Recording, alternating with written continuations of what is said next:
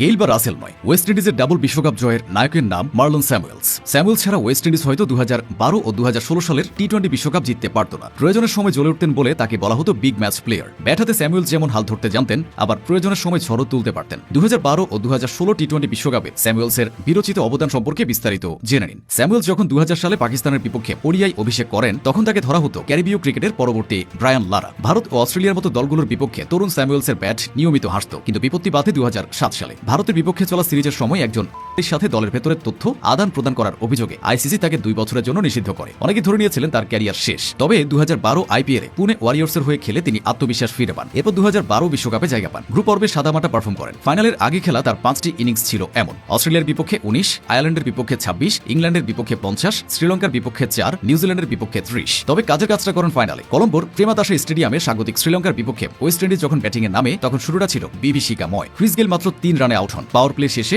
West ইন্ডিজের run ছিল 2 উইকেটে মাত্র 14। 10 ওভার শেষে স্কোর ছিল মাত্র 32। মনে হচ্ছিল ওয়েস্ট ইন্ডিজ 100 রানও করতে পারবে না। খাদের কিনারা থেকে দলকে টেনে তুলতে সেই সময় বিশ্বের সেরা বোলার লাসিথ মালিঙ্গাকে বেছে নেন স্যামুয়েলস। মালিঙ্গার এক ওভারে তিনি 3টি বিশাল ছক্কা মেরে ম্যাচের মোমেন্টাম পুরো ঘুরিয়ে দেন। মালিঙ্গা সেই ম্যাচে 4 ওভারে 54 রান দিয়েছিলেন। স্যামুয়েলস 56 বলে 78 রান করেন। দলের দ্বিতীয় সর্বোচ্চ রান ছিল ডোয়াইন ব্রাভোর মাত্র 19। স্যামুয়েলসের এই ইনিংসের উপর ভর করে ওয়েস্ট ইন্ডিজ 137 রান করে এবং 36 রানে জয়ী হয়। সুনীল নারিন মাত্র 9 রানে 3টি উইকেট শিকার করেন। তবুও ম্যান অব দ্য ম্যাচ হন মার্লন স্যামুয়েলস। ওয়েস্ট ইন্ডিজ পায় প্রথম টি-20 বিশ্বকাপ। আসা যাক 2016 বিশ্বকাপে। এই টুর্নামেন্টে ওয়েস্ট ইন্ডিজের কৌশল ছিল একপাশে স্যামুয়েলস দেয়াল হয়ে দাঁড়িয়ে থাকবেন, আর অন্য পাশে রাসেল, ব্রাভো ও পোলার্ডে এসে ঝড় তুলবেন। স্যামুয়েলস তার এই অ্যাঙ্কর রোলটা নিখুঁতভাবে পালন করেছিলেন। দক্ষিণ আফ্রিকার বিপক্ষে গ্রুপ পর্বের ম্যাচে 122 রান তাড়া করতে নেমে ওয়েস্ট ইন্ডিজ নিয়মিত বিরতিতে উইকেট হারাচ্ছিল। স্যামুয়েলস 44 বলে 43 রানের অত্যন্ত ধৈর্যশীল ইনিংস খেলেন, যা ওয়েস্ট ইন্ডিজকে পরের রাউন্ডে নিয়ে যায়। ফাইনালে মুখোমুখি হয় ওয়েস্ট ইন্ডিজ ও ইংল্যান্ড। ম্যাচটা স্যামুয়েলস এবং বেন স্টোকসের ব্যক্তিগত লড়াইও ছিল, কারণ 2015 সালে গ্রেনাডা টেস্টে স্টোকস আউট হওয়ার পর স্যামুয়েলস তাকে স্যালুট দিয়ে বিদায় জানিয়েছিলেন। যাই হোক, ফাইনালে ইংল্যান্ড করে 155 রান। 156 রান তাড়া করতে নেমে ওয়েস্ট ইন্ডিজ মাত্র